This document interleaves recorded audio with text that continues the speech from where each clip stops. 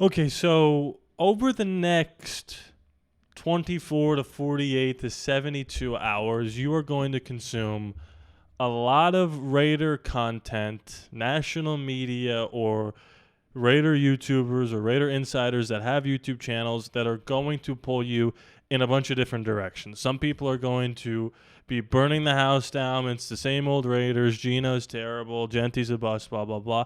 You're going to have some people on the other side of the coin that break down the film and go, no, actually, this is a very logical outcome because if you look at XYZ, this play could have been made and, we're okay. This might be a controversial thing to say, but there's going to be one person that tells you like it is, and you're watching them. So if you made it here and you get through the entirety of this video, I do think you're going to agree with the majority of what I'm about to say because I took a lot of notes for this game, and I have a lot to say. Obviously, not the outcome we wanted. I think most people on the planet had us going 1-1 in these first two games. I did. Now, I had us losing to the Patriots and beating the Chargers. They happen to be flip-flopped, and we're still 1-1. Mostly a bad game. There's a little bit of good to talk about. I do think a lot of the mistakes that were made were mistakes that can be fixed throughout a season. Some of it happened to be player personnel, coaching, bad quarterback play. It's all wrapped into a bundle that loses you your home opener 20-9 when you actually had a pretty good home field advantage. But I'm not going to come on here and pretend to feel a certain way, positive or negative, to boost the ratings of this video like people are going to do to you throughout this whole next week until we play the Commanders. You need to try to form your own opinion on this outcome, and that doesn't have to be the opinion that I have. But I do think what I'm about to say here is pretty logical, and I've got a bunch of different notes here. But I'm going to start out with this. Or no, I'll start out with Geno because that's the most obvious low-hanging fruit. Absolutely terrible today. No ifs, ands, or buts about it. Offensive line didn't really help him out that much, and the game plan was a little bit suspect, but he made some really bad decisions and some piss-poor throws today. There is no way around it. Every throw he made in week 1, he didn't make a single throw in this game. And that's kind of the end of that on Geno Smith. Does this make me think any less of him? No. Did week 1 make me think any more of him? Not really. He's in this area of sometimes he's awesome, sometimes he sucks, most of the time he's in between. And I do think it's very dangerous to watch one game happen and form your entire identity around this opinion after one game, and then have this game happen and throw everything that you thought was true into the garbage. Think about what happened last year.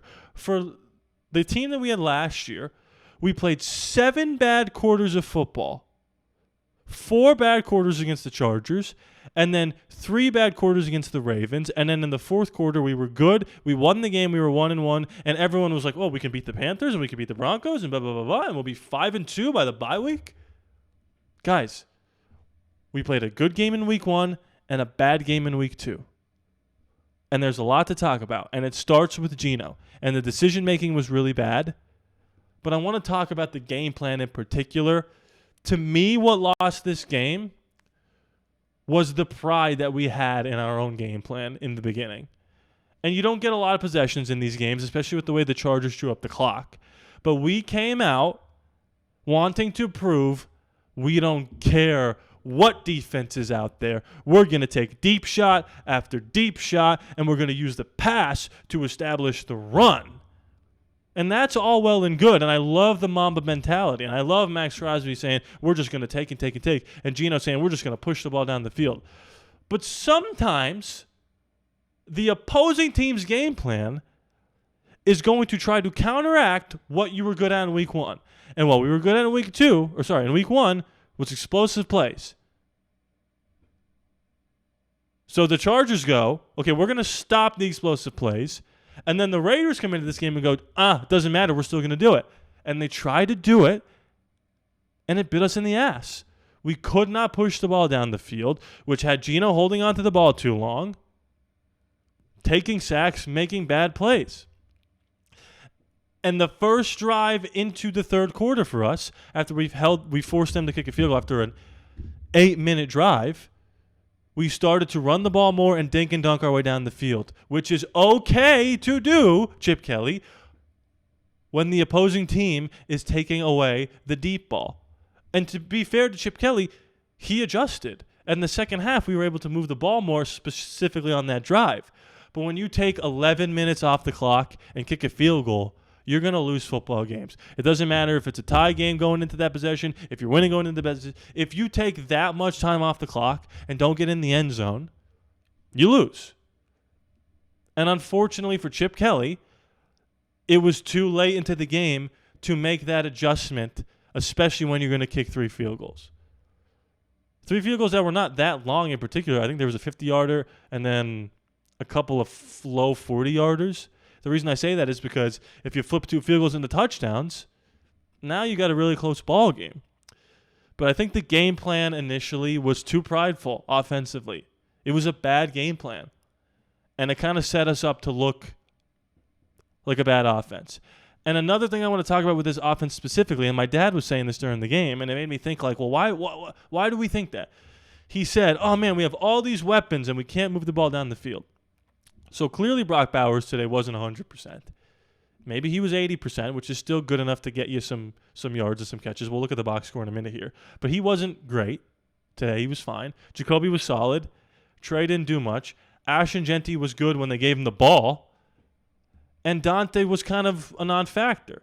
Now, maybe that was them taking Dante out of the game plan, or maybe that was him not impacting the team as much.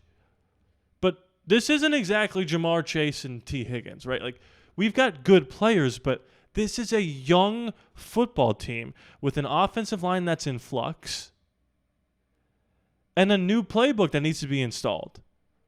It's going to take some time for this to all come together. And I could see the comments already. You just made a video trying to motivate them to win the AFC West, and now you're saying, oh, it's going to take some time. In that video that I just made, I didn't say we should win this game. We absolutely should dominate the Chargers. We have the better team, blah, blah, blah, blah, blah. I just said there's an opportunity and that we can take it. And we didn't take it today, but we're 1-1. The sky is not falling. Multiple things can be true at once. We had a really bad game, and the sky's not falling. If you are the type of person that just fluctuates with the breeze of the wind, that's totally fine.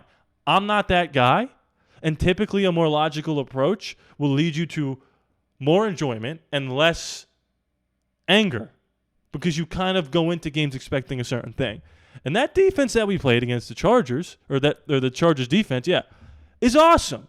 That's a phenomenal defense with a defensive-minded head coach and a defensive coordinator who is going to one day become a head coach. And Khalil Mack got hurt, and they were still working on our offensive line. Sometimes it's okay to say the team that we played was better. It doesn't have to be we suck, even though a lot of people did suck today, and we talked about Geno, and we'll talk about other people who were not good. I think Chip Kelly's included in that in the first half. Again, he tried to adjust, but it was too late. But sometimes you play a team that's better than you. And when you play a team that's better than you, and I'm not saying that they're 11 points better than us. Vegas had them 3.5 points better than us. I would tend to agree. They're probably a possession better than us. But when you're playing a team that's a possession better than you, you can't start the game with a pick. You can't give up a touchdown with 2 minutes to go before half. That touchdown really killed us. And that was kind of the nail in the coffin.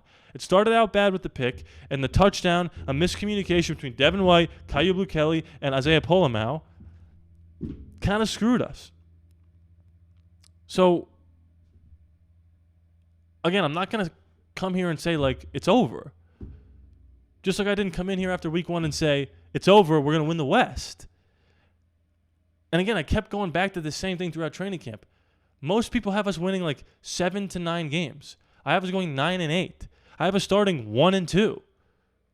And that's a possibility, playing the Commanders next week. You just have to understand like where we are as a franchise. Last year, Jim Harbaugh took over a team that didn't have a great season, but he has Justin Herbert. Pete Carroll in year one is taking over a team that is Geno Smith as the quarterback. And I got roasted by every single god dang Raider fan for saying that Justin Herbert is better than Geno Smith.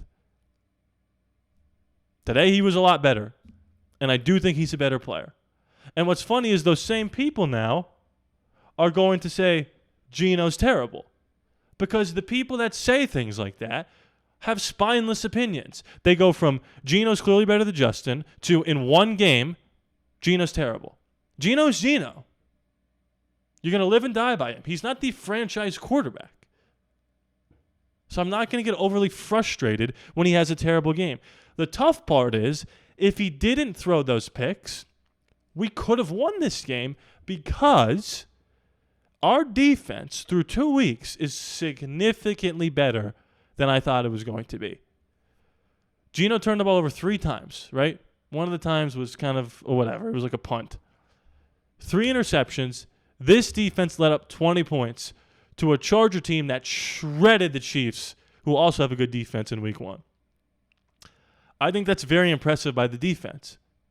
And I think it's now time to check the box score here. So let's do that. Let me move my face. Make it a little smaller. Okay. So if we look at this, Justin Herbert was the leading rusher for the Chargers. Check out the player stats. Oh, no, I need to go up here. Stand by. Herbert, leading rusher, 9 for 31. Najee was 8 for 28. Omarion was 8 for 24 and a fumble. Justin Herbert had a solid game. Didn't knock the doors off the place. He was solid. And they had some solid play from the receivers. This team is known for running the football, and they could not do that against us. And Justin Herbert threw for, 350 and 3 touchdowns against the Chiefs in week 1 and didn't do that much. That kind of proves to me that this defense is significantly better than we thought, which is good. We were tied in first downs. We were better on third down, obviously not great on fourth down. We had more total plays. We allowed 1 more sack. We only punted twice. They punted 3 times. The penalties were basically even. We had more time of possession, but you lose the game because you turn the ball over 3 times. And I put that mostly on Geno, and I put that partially on the game plan. Because if we look over here now, Ashton Genty was averaging 4 yards a carry, and they just completely abandoned it. When we got the ball back after forcing them to kick a field goal, and we were inside the 30-yard line, I mean, we don't need to look at this box score anymore, right? We were inside the 30-yard line. We just kept passing the football. And it is football 101 to know that the closer you get to the end zone, the less amount of field you have to work with. And we were getting 3, 4, 5, 6 yards of pop with Ashton. And it was the beginning of the fourth quarter. If you score a touchdown on that drive, you're down, what is it? It was 20-6. You're down 7 points or 6 points, right? 7 points. Why abandon the run there if you're Chip Kelly? I think you needed to run the ball more, especially with Geno looking a little rattled. With Zeus, with Ashton, with Dylan Laube. I didn't love that they abandoned the run so quickly in the second half. Because that drive took up so much time and then we didn't score a touchdown. We kicked a field goal. And then after that, we got the ball back again. And again, 6 minutes to go. We're driving again. If we kick a field goal, we're down 8. Geno forces a ball to Jacoby. Now, I will say, the third pick he threw, again, a tipped ball. 3 of his picks this season have been tipped balls, which is interesting. That was an awesome play by Derwin James. When Geno threw that ball, when the ball was halfway to Jacoby, and we'll check that out in the film, his head still wasn't turned. And typically when you have a defender that's back's turned to the quarterback, that rarely, if ever, ends up in an interception. And the broadcast said that was just an awesome play by Derwin James. Now, I would have liked to not be so aggressive there because if you kick a field goal, you're still down 8. Now you got to go down and score and get the 2-point conversion, whatever. But all that to say, that's the player that Geno is. He's going to push the ball down the field, win, lose, or draw, positive or negative. Last week, it literally worked every single time. except the one interception. 9 explosive plays, a franchise record. Today, it didn't work at all.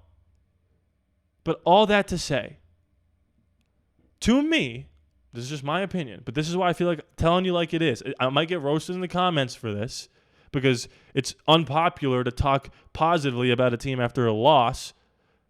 I mean, the Lions got their ass kicked by the Packers, and then they dropped 50 on the Bears, and everybody knows everything about every team. I get it.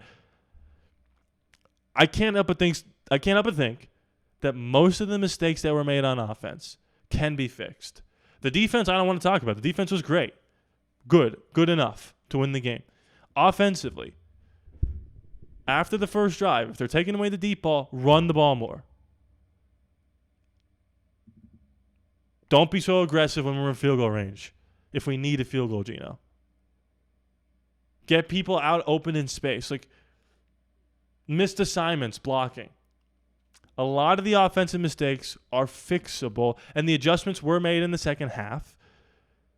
We had 2 more scoring opportunities. We kicked a field goal, and we threw a pick. And I think it's fixable. And again, unpopular opinion to come on here and say anything remotely positive. But I'm not going to lie to you. That's how I feel. We'll see how they look against the Commanders. Tough game, no doubt about it. The Commanders don't look exactly like the juggernaut they were last year, and we'll see what happens. The Chargers also might just be a really good football team. This is Jim Harbaugh year 2. Pete Carroll year 2 with the Raiders is going to look a lot better than Pete Carroll year 1 with the Raiders. I don't think it's time to hit the panic button, especially when you predict a team going 9-8. You're going to lose some games, and you're going to lose some games where you don't look that good. But to sit here and say, like, same old Raiders, like, I don't know, guys. You really think that this team is the same team that was on the field last year? I get it, like, it's emotional, but sometimes you have a bad game. If this continues throughout the season and we go 4-13, then that's on me. I will wear that and say, I really thought Geno was going to be better than Gardner Minshew and Aiden O'Connell. But guess what? You guys that are saying same old Raiders, you were right. I'm going to lean on the side that I'm right in this scenario and that it's not the same old Raiders and that this is a coaching staff that's going to be able to adjust and swallow their pride and make better decisions. But time will tell. We'll see what happens. Not a great game. Congrats to the Chargers. You have my respect. I hated seeing Khalil Mack get hurt. I absolutely love that guy. And I hope he's able to come back before the season's over, but it doesn't look like it. Yeah, I mean, I don't know. It was a bad game. Geno was bad. I thought Chip was pretty bad in the first half. In the second half, we got things going. I didn't even talk about the offensive line. Really, really, really bad. Pass protection-wise. Run game-wise, they were decent, except on that third down. Look, this was a good game for us in terms of waking up the franchise and the fan base. I hope it woke you up to the reality of what this team is. It's a 500 team that could be competitive. That's what we've all been saying for the longest time. And then we come here and we lose a game, and it's like, we weren't that competitive. It's like, I actually disagree. We competed the whole game. The defense was awesome. It's the offense that turned the ball over. Offense doesn't turn the ball over, and we score 1 touchdown, we might still be playing right now. It is what it is. I get it. Emotions are high. I'm clearly frustrated. I wanted to win this game, and it wasn't from the beginning. It wasn't fun from the beginning. But let me know your thoughts on everything. Shout out to my $5 and $10 patrons and my YouTube members. Links in the description below for all that stuff. Join the Discord. It's completely free. We were talking in there all the time. Please be sure to subscribe to this free app. No charge to you. I love you guys, and I'll see you next time.